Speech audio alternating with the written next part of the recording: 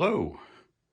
I thought I'd start this video a little differently to actually show my drawing table before setting up to draw on it. Um, this is in my office, and I'll get a little tour of the office later.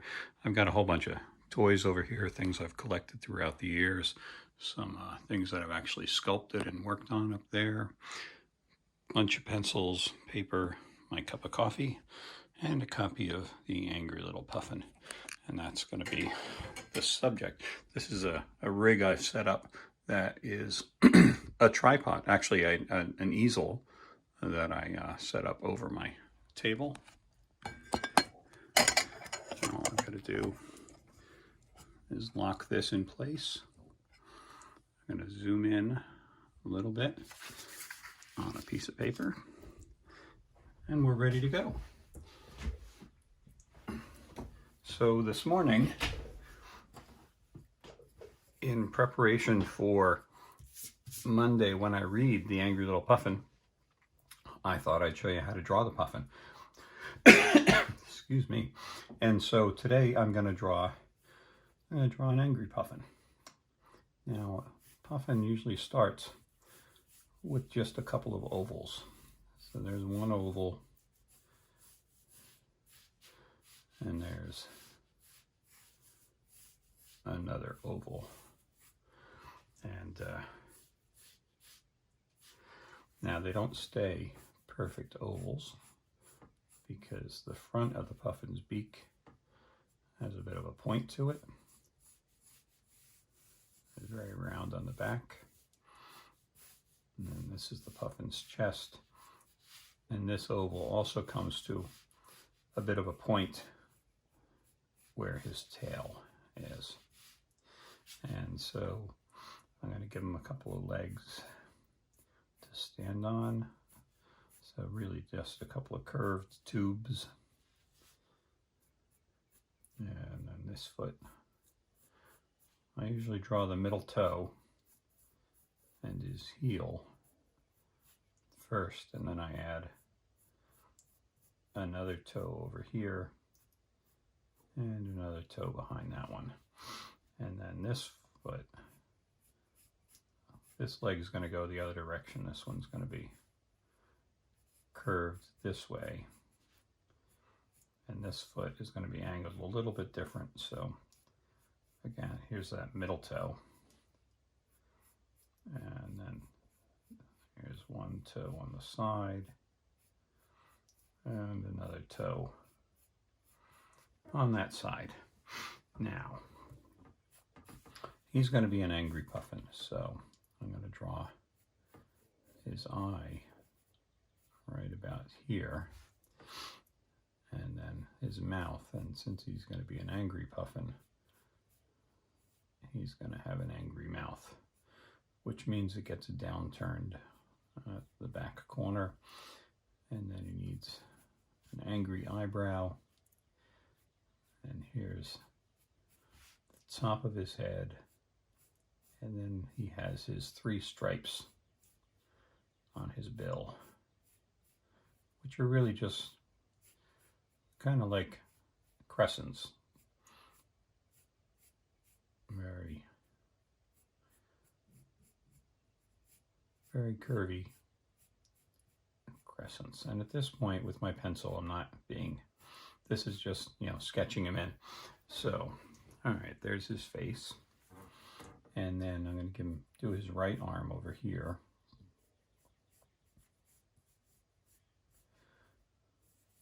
There's his fist. And of course, puffins don't have hands. And so I'm cheating a lot. I like to say that, giving a puffin hands is artistic license. And that means that since I'm the artist, I can do whatever the heck I want. All right, so there's one clenched fist over here. And then let's give him another one. We'll bring this arm around this way.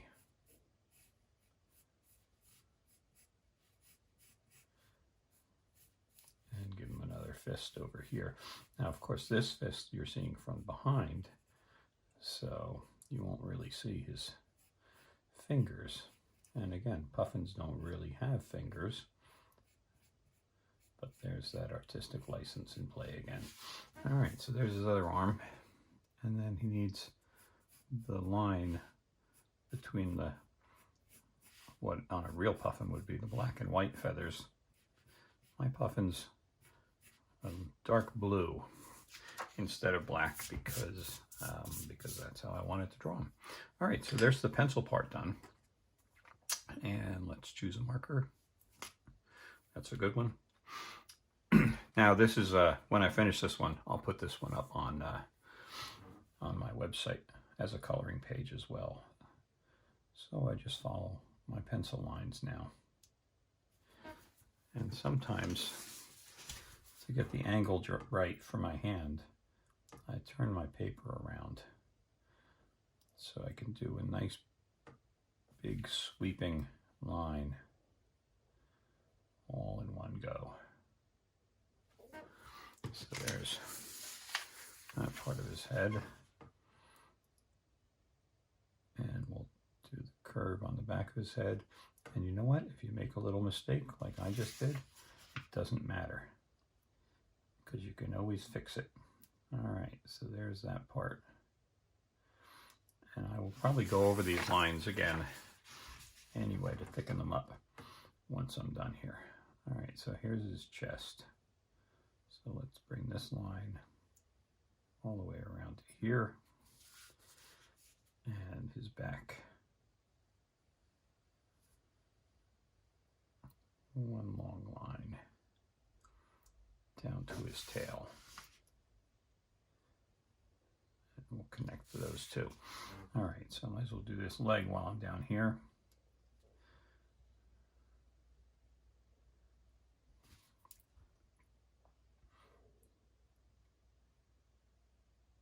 And there's the one toe. And there's the middle toe right there. And his last toe over here. And then we'll give him his heel, the heel of his foot. And we'll do the same over here.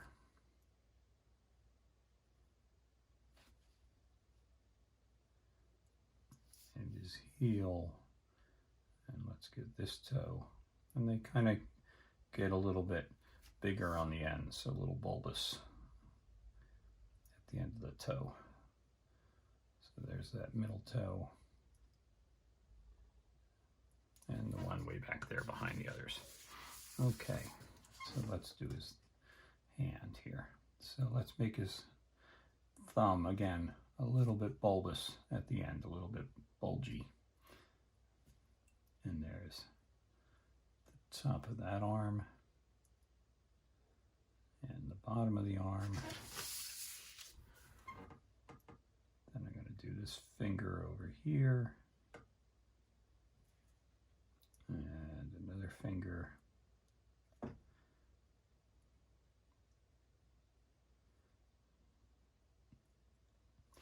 And there's his hand. And we can do a little line right there for kind of the meaty part of his hand. And we'll bring this arm down here. And there's that thumb disappearing over there. And what you're seeing here are kind of the indications of where his fingers are, where his knuckles would be if a puffin had knuckles. All right, and then the back of his arm comes down there. All right, now we'll fill this line in.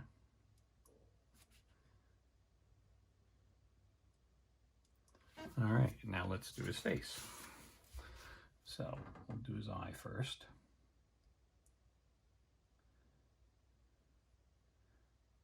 And there's the highlight.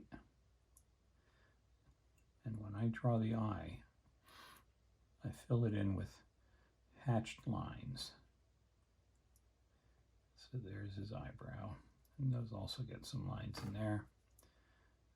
And the same thing with the top of his head. Now, in the drawings in the book, I was doing all this with pencil. Very thick black pencil that I like to work with, but today I'm doing him in marker because it's a little easier to see.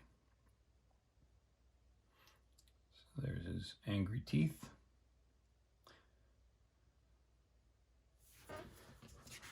And then we just have to do his stripes.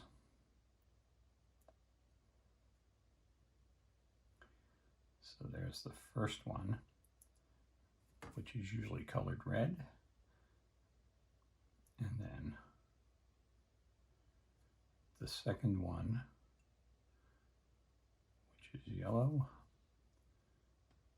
And the third stripe, which is blue. Okay, now these are usually the only lines that I draw on when I'm outlining something, but in a second I'm going to give an indication of where his bill is so that when you color it you have a little bit more of a guide to go by. But first what I'm going to do is so if you see the angle of these hatches, I try to keep those the same in the drawing. And so I'm going to draw these in here.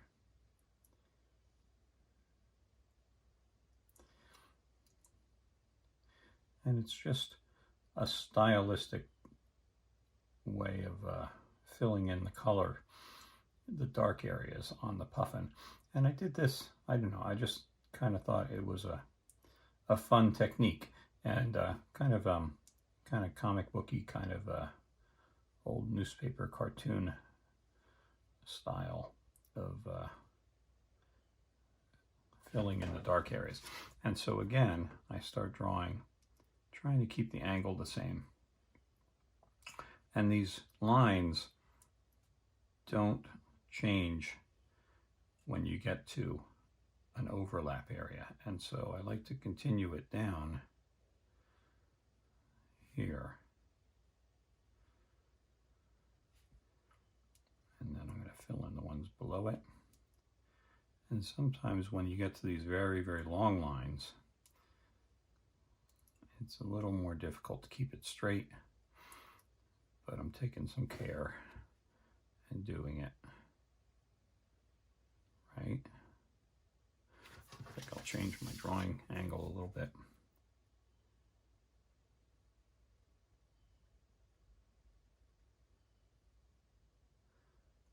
It takes a lot of practice to be able to draw a fairly straight line over some distance.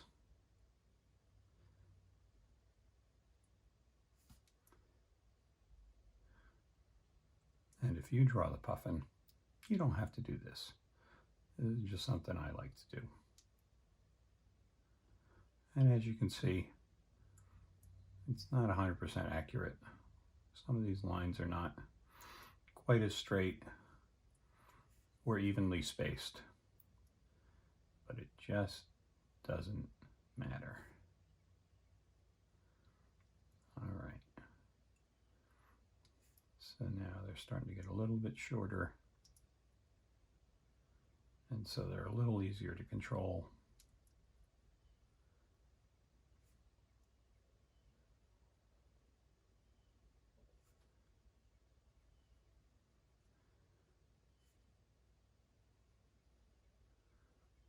All right, and there's the last one on his arm. And now it's just a matter of filling in this space over here.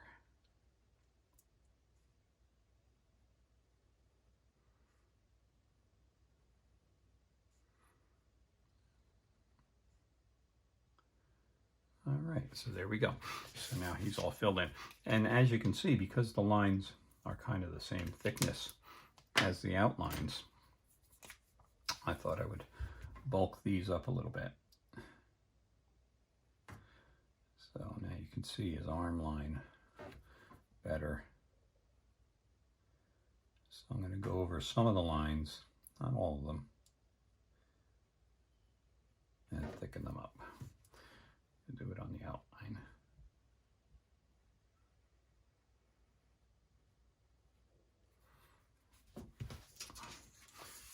you have to be careful about smudging your artwork. So you want to be careful not to rest your arm or your hand on anything that you just drew in ink, because then you get it all over the place.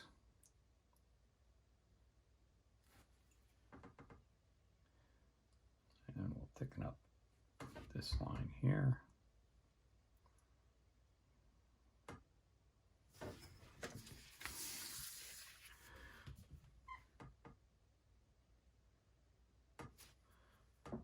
Basically anywhere that's an outline. So go around this way. And that toe. And this toe.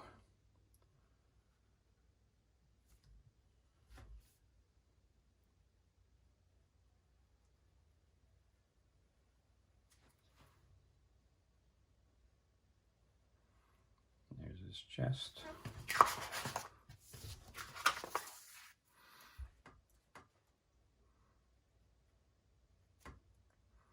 And his back leg.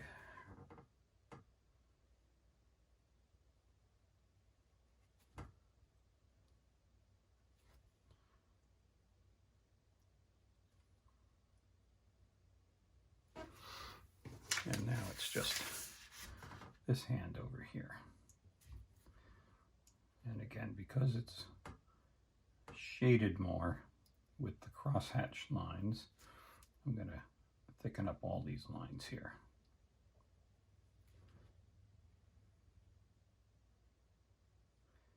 Okay. It's almost finished. Like I said, I'm just going to pick a really, really thin, one of my Micron 01s, and I'm going to give an indication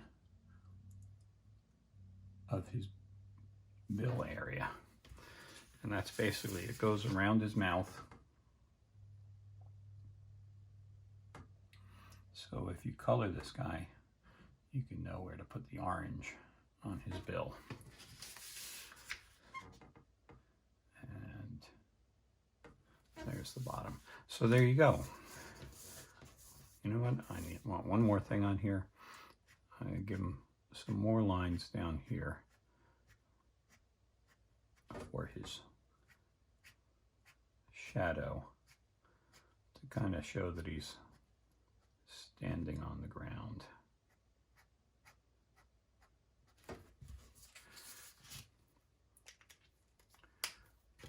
And I'm not going to erase this guy yet. I will before I scan him.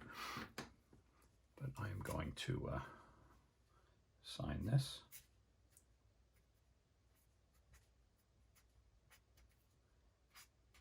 And I will put this up as a coloring page. So join me on Monday morning, March, what is Monday? I don't know. These days are hard to keep track of. Anyway, I'll be reading The Angry Little Puffin on Facebook Live Monday morning at 9:30, and maybe I'll draw another Puffin during that video. So thanks for joining me.